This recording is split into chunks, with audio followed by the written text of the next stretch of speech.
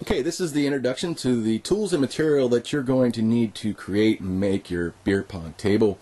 Now, the not so obvious item here is the tabletop itself. It is the 2 by 8 foot sheet of plywood that you'll have to purchase either like Home Depot or Lowe's. They only sell it in a 4 by 8 sheet. You can have the employees at the store rip it in half for you to size. And what's good about that is essentially you can actually make 2 beer pong tables. One other small item here, it's not so obvious just because it is laying on the table, is the I would recommend you get one 1 by 4 8 foot long piece of lumber.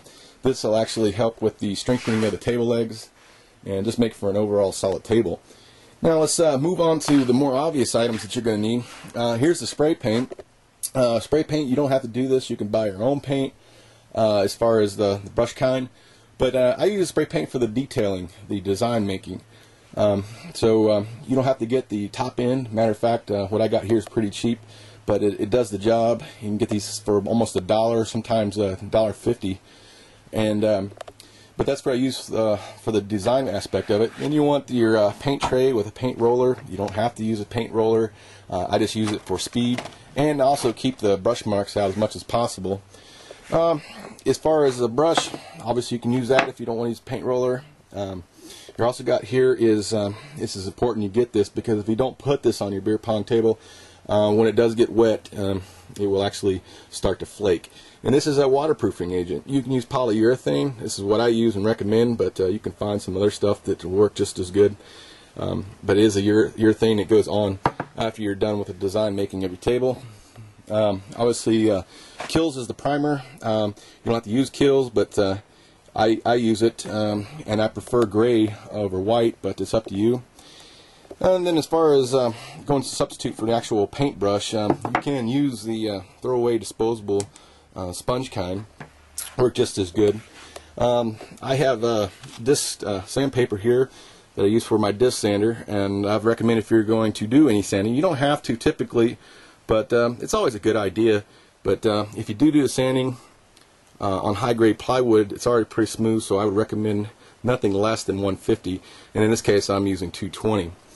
Now for the actual table legs, the mounting aspect of it, it does come with screws already, but I do recommend that you go ahead and purchase a box of 1 1/4 inch coarse thread drywall screws. Get your painter's tape. You're going to need this for the painting aspect. It'll help with your detailing. And any wood project, always get your wood glue. And one of the most important aspects of the beer pong table is the folding legs. I purchased this at Home Depot. They run about $19, not too bad, and it does have both legs, and it's easy to adhere to the bottom of the table.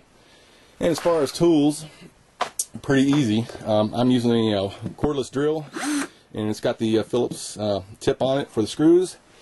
Your trusty tape measure, measure twice, cut once. In this case, I'm using this sander for my sandpaper, but you don't have to have that. Just something I'm using to speed up the pace of the project. So that pretty much takes care of the overall introduction of tools and material that you're going to need to complete your beer pong table. Okay, in this portion of the video, we're going to show you the table mounts and how they're going to look. Now, you remember earlier on I showed you one of the material items is to have a 1 by 4 that's 8 feet long, and this one's already been pre-cut just for demonstration purposes to show you what the end result's going to kind of look like. But there's 2 pieces here, and this is essentially the folding beer pong table leg.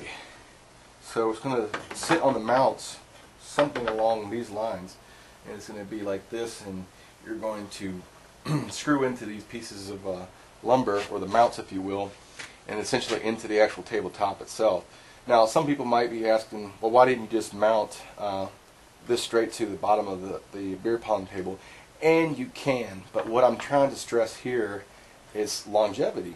And by giving a wider surface and more traction for longer screws, you will actually be able to screw in through this thickness of wood into the actual beer pong table itself, just giving a little bit more bite on the beer pong table legs, and essentially just making a stronger table. Plus, this will eventually, the mount piece will actually be glued to the undersurface of the beer pong table, given that extra strength.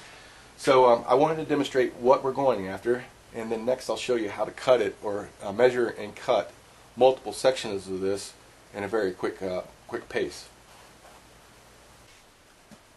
Okay, so what I have here is a chop saw.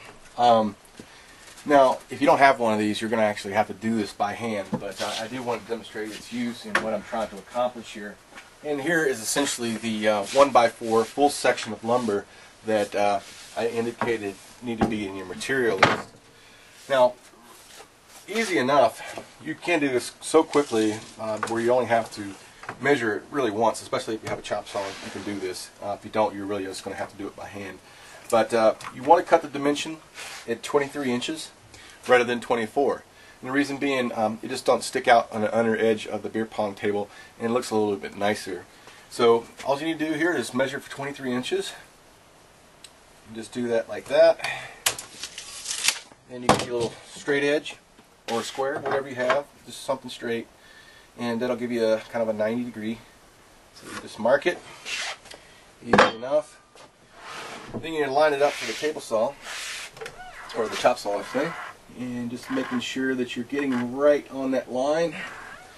And to speed it up, so I only had to measure once, I'm actually going to use a dog, and I'm going to put that up right against the edge of the lumber, and then I'm going to clip it into place so it doesn't budge.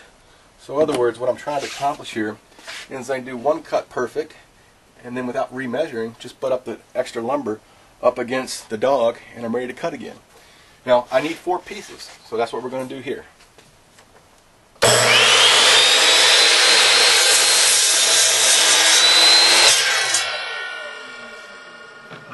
One down. Button up against the dog now. There we go. Square, flush against the fence.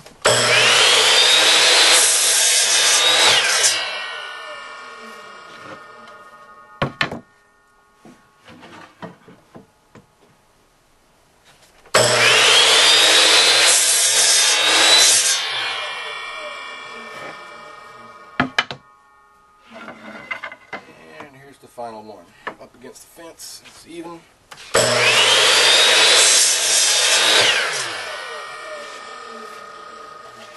Now, that completes 4 table mount sections that you're going to need for the bottom of your beer pong table. But just so you know, if you don't have a chop saw, technically speaking, you could actually, much like you did the beer pong table, you could have had the people there in the store actually, they have a radio alarm saw most of the time, and they'll actually do this for you. So just give them the dimensions.